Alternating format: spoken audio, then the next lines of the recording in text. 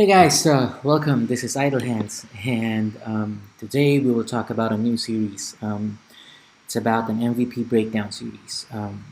So the thought behind this series of videos is to take every MVP down piece by piece, to know every single detail about them, and eventually be able to tank them in a more efficient way.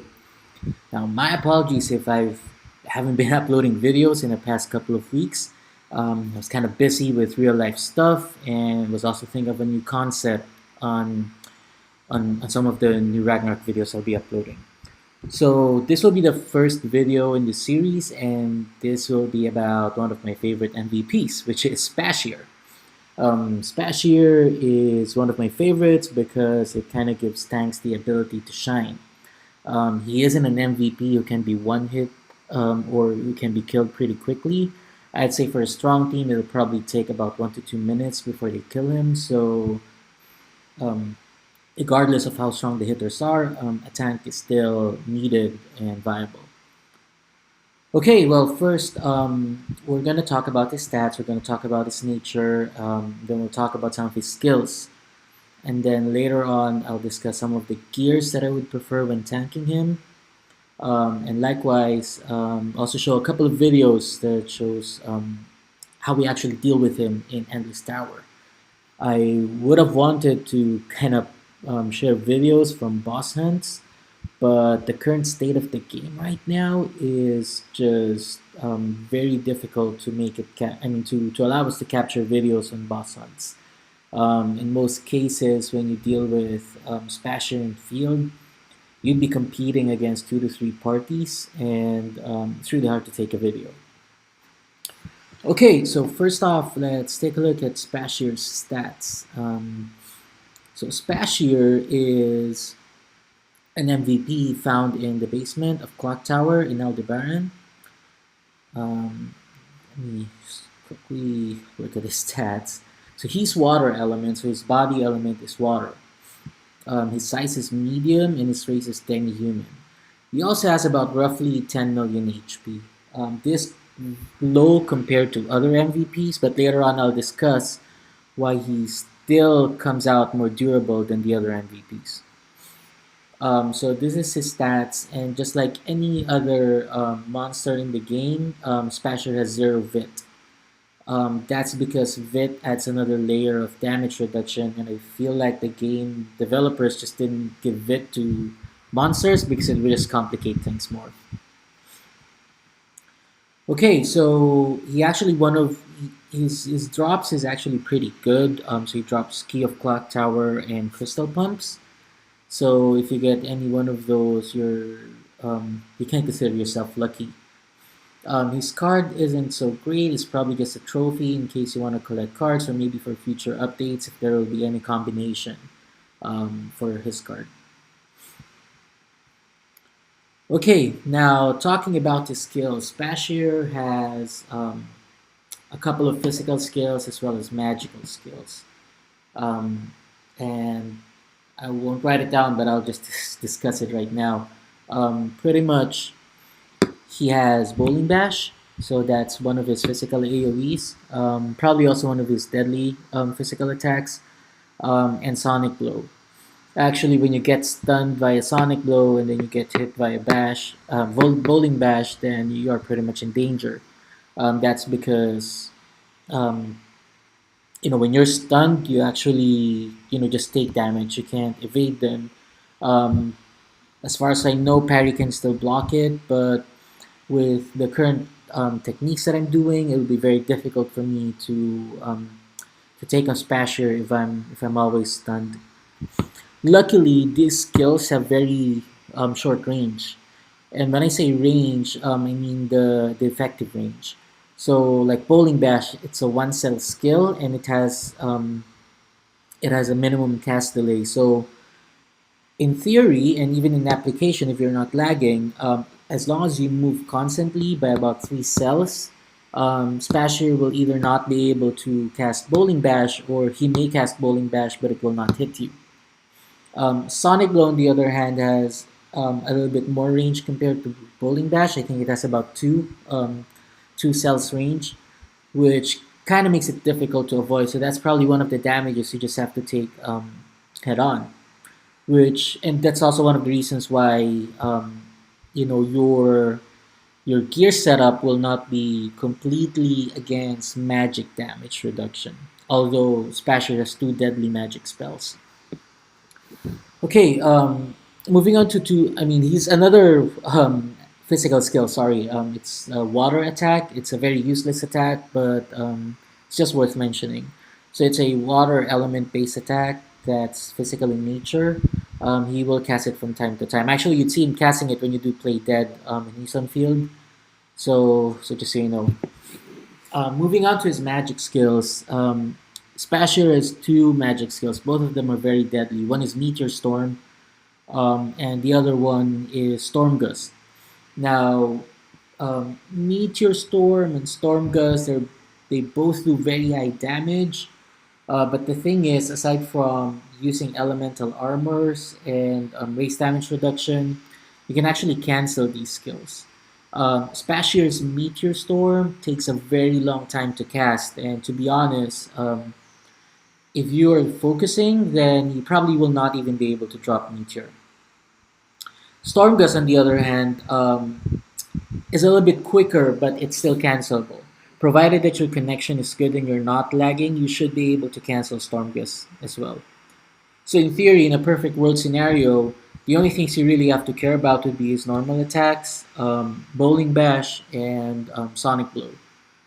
Other than that, Meteor Storm is really nothing. I mean, it probably won't even get hit by Meteor Storm because of the immense amount of time Spashire needs to cast it. Now, moving on.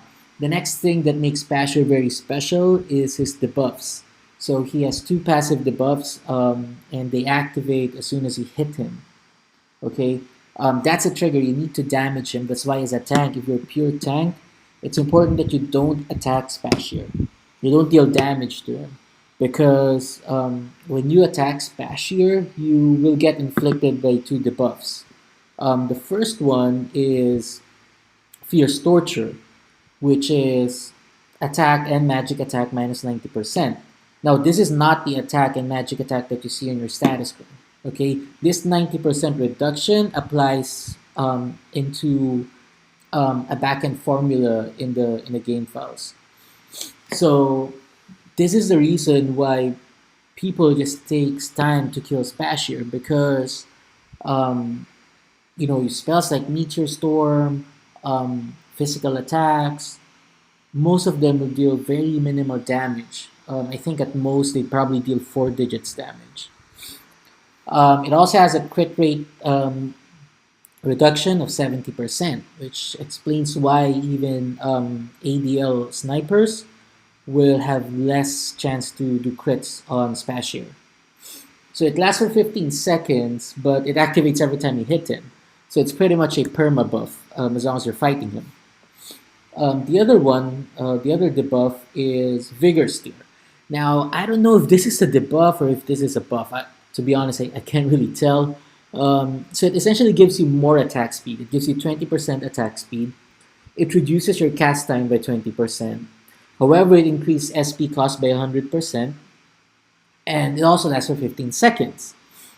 Now, at the end of those 15 seconds, you lose 25% of your HP. So it's balanced, actually. It's partly positive for you, partly negative. This is also one of the reasons why you tend to kind of just, you run out of SP real quickly when you're fighting Spashire. So these are the two debuffs, so don't be surprised if you see more status icons in your screen when you start getting Spashire.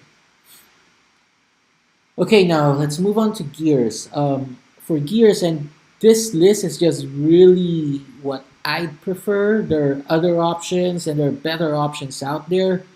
For me, this is just budget friendly, except for the armor because I already have it. But this is budget friendly, and it kind of gives very good survivability against him. So I hope you can see it, but essentially on Helm, it's Feather Beret with Marduk. So Let me show that real quick. So I haven't crafted it yet, to be honest, because um, I'm kind of laying off on that one because most demi-human bosses are pretty much weak. Unless I want to go PvP, which I would have to pretty soon once Guild Wars starts. Then I probably still don't need this. So Feather Bray gives about 10 def, 5 magic def, and then 10% demi-human race reduction. So this is good because it kind of gives about 10%. Now, one thing you may want to take note of is also Beret, because if you craft it, it gives you plus 4% more reduction. So you don't have to wear it, just craft it and then store it. And I think that's pretty cheap. You see the materials, they're pretty cheap. Okay, next off is Goblin Leader Mask. So I think everyone knows that by this time. It's about 30 30% reduction from then human race. Next is Spike Scarf. Now this is a little bit tricky. This is a little bit more difficult to get. To be honest, as even up to now, I still don't have Spike Scarf, and that's because this headgear is exclusive for Assassin Cross only. Only Assassin Cross classes can actually craft these. So this gives about 5 def, 2 vit, and then 5% reduction from them human race, and you deal 5% more against them human. Next is Garmin Plate Armor with Frog. Now I like this armor. This is my favorite tanking armor in the game because it's just freaking strong if you pair it with parry. Frog is a no-brainer. You need it for reducing damage against demi-human monsters, and Spashire is demi-human. Garment Plate, on the other hand, is a real eye candy, sorry.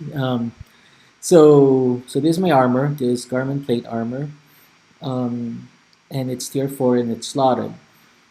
It's a little bit pricey, so currently it's about 42M, but the effects are just really great. So first off, it's 80 def, and then gives you plus 5 vit. It gives you 15% HP regen, and 10% less damage from big monsters.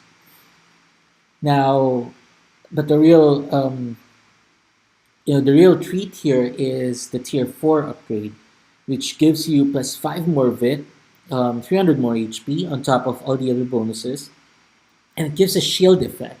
Now the shield effect kind of, so it's based on chance, but based on testing, it pretty much procs every time. I mean, not every hit, but it procs so frequently you can actually assume that you already have these buffs.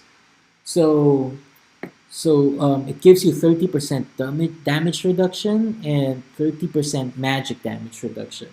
Now this effect lasts for about 5 seconds or 1 damage, whichever comes first. Now this is really good because, like what I said, the proc rate is just crazy. It just procs every, I don't know, if not every other hit, probably every 2 hits. Still good nonetheless. Okay, next off is Imperial Guard with Mark Card. I like this because it has good physical damage reduction. I added Mark Card so that in case you get hit by Storm Gust, you will not be frozen.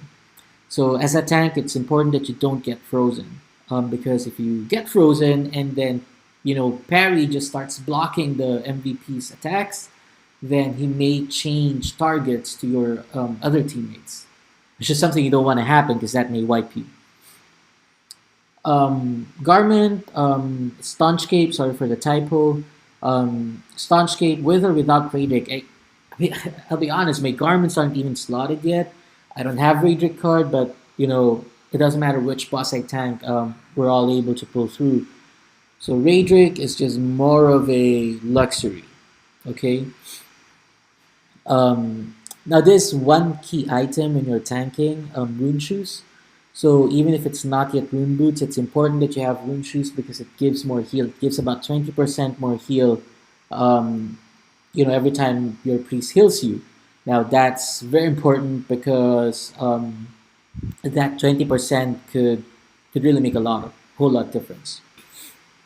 For accessories, you could either go with staunch rings or vit necklace, or it doesn't matter. If you can cancel Spashire Storm Gust and Meteor Storm, it doesn't matter which accessories you wear. Um, Actually, as of now, I'm still using Saint Rings. So, um, as you can see here, these are still Saint Rings. So, they don't have any contribution at all to my tanking capabilities, but I'm still able to pull through.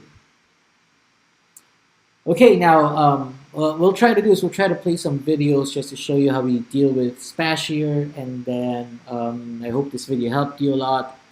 I'll also add some commentaries in some of the key events in those videos, and if you do have questions or requests, please subscribe and let me know in the comment section below. So let's see, let's try to play our video. Okay, so this one is Dark Lord in Spashire, at Endless Tower floor 80 this week. So, so we're going with 2 snipers and 1 stalker. So we don't have any wizard for crowd control, which is okay because, like what I said, Spashire will only summon mobs 3 times for the whole time. So we're just getting everything set up and just waiting for the priest to get all ready. Now, one thing to note is that Spashire is kind of a boring, not really boring. I mean, it's a long fight. So good thing there's Dark Lord there to spice things up. So again, canceling spells with taunt is very important. Likewise, you have to watch your HP. If the priest isn't healing you fast enough, you gotta use potions. So Dark Lord is dead. Now I gotta quickly switch gears in order to minimize the damage coming from Spashire's physical attacks. So I've just replaced Pasana with Firefog.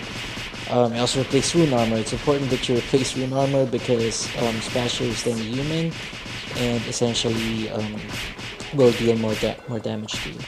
So that's the first wave of mobs. So I think he's right now below 9 million HP. At around 6 million HP, he will start summoning the next wave. So everything will probably go on smoothly from here. It's pretty easy. One advice I have is if you don't have someone to crowd control or if you can't kill mobs fast enough, always tank the MVP somewhere here at this spot. That way when he summons mobs, a part of that group will be summoned somewhere below the stairs or at the lower part of the stairs. As you can see, you see those clocks, so they've been summoned there, so that kind of gives me time to taunt Spashire here, and then my other teammates will kill the clocks with their AoEs. As you can see, I didn't lose aggro because the number of mobs that was being affected by taunt didn't exceed 6. Okay, so as you can see, there are violet marks on top of their heads. That is the sign that they are inflicted with the 2 debuffs that Spashire is given. There's none for me because I'm not even hitting him. So that's what I'm saying. It's important. If you're tanking, don't hit him. Don't do normal attack. Don't do dash. Okay, so from this point on, it's all about just canceling and doing play dead to regen your SP.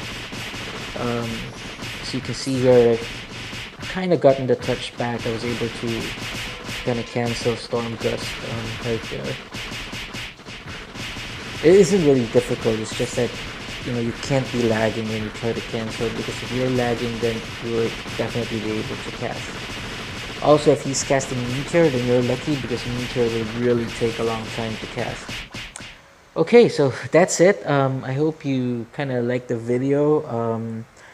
I hope you learned a lot, and I see you in our next video. Thank you, guys.